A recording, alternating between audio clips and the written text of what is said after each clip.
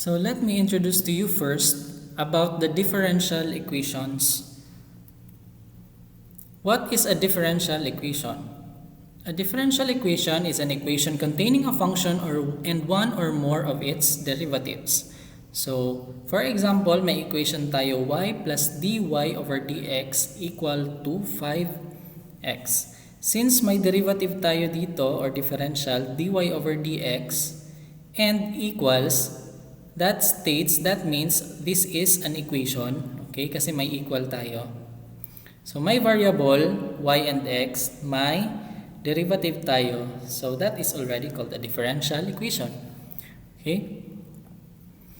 What composes a differential equation?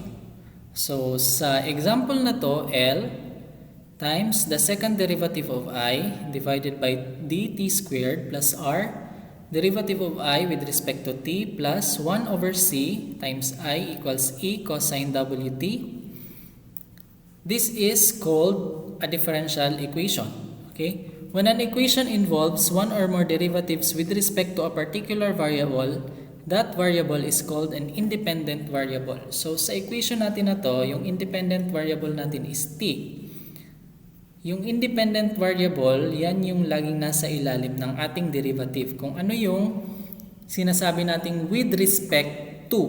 Okay? That is called the independent variable.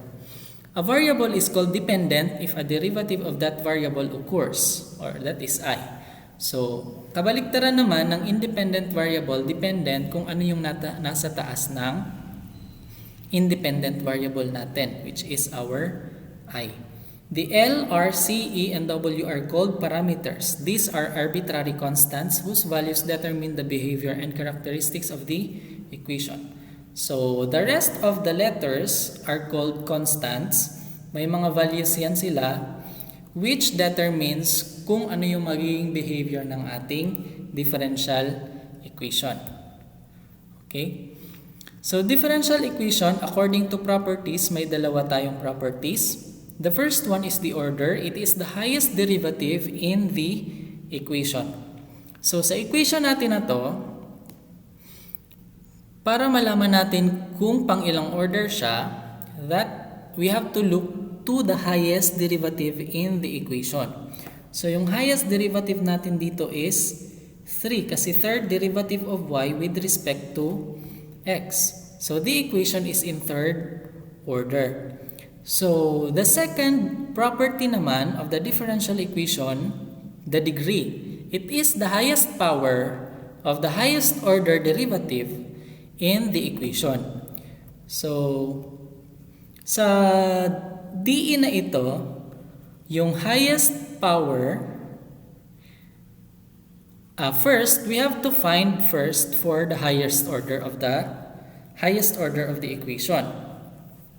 So, sa equation na to, yung pinakamataas na order natin is 3. Bakit 3, hindi 4? Kasi yung 4 dito naka-exponent lang siya. Exponent lang ng first derivative ng dy over dx. So 3 is our third order and the power is 1. Kasi the third derivative of y, yung y natin is nasa first power lang siya. So the equation is in third order, first degree.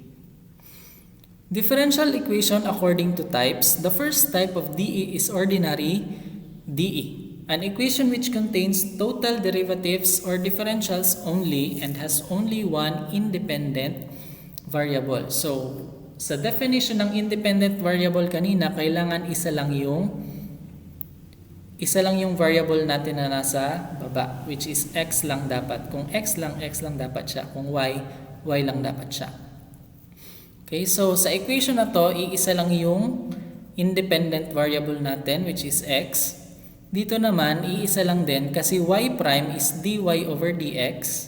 Okay, sa calculus natin, dx squared and dx, iisa lang din siya as independent variable. Another type of DE is partial DE, an equation which contains partial derivatives only and has one or more independent variable. So, in opposite naman sa ordinary DE, ito ay may isa o higit pang independent variable. Okay? So may x siya dito, may y siya dito. So dalawa na. Dito naman may t, may x, may y. So marami siyang independent variable. So considered partial DE na. Differential equation according to kind. The first is the linear DE and the other one is the opposite, which is non-linear DE. So how do we know that a DE is linear or non-linear?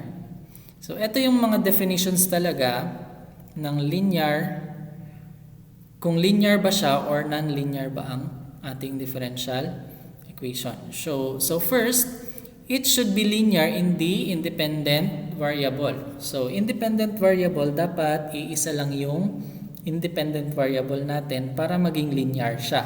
So this equation is linear. Paano naman pag hindi? Ito yon.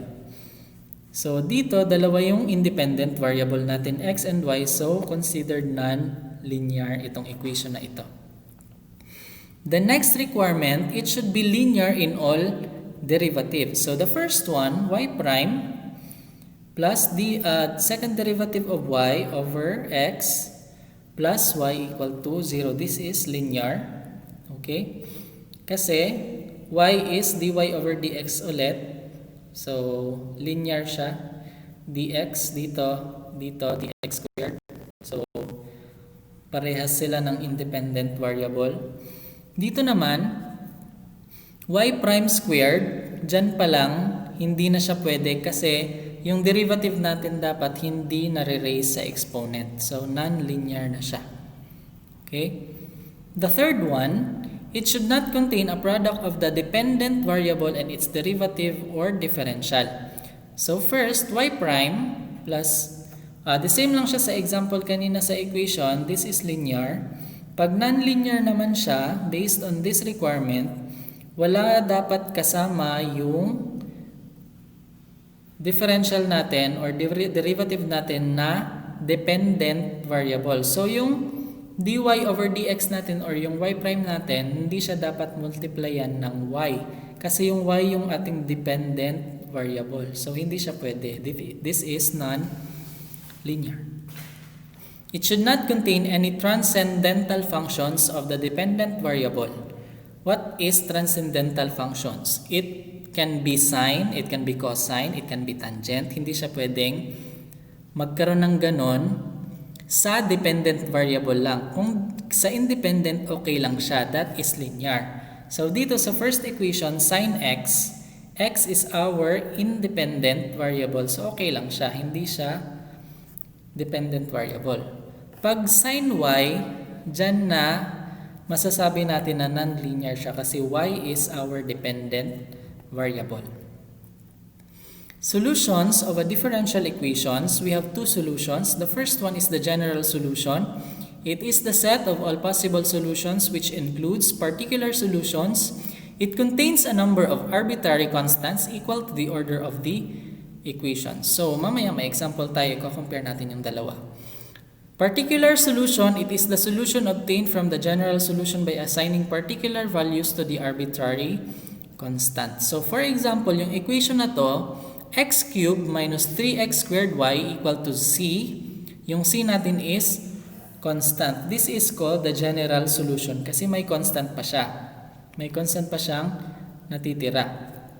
So for example, may i-assign ako na value sa x, may i-assign ako na value sa y. If x is equal to 1, y is equal to negative 1, we have to find for the value of c. Para makuha natin yung value ng c, simplify natin ito. Substitute natin yung mga values.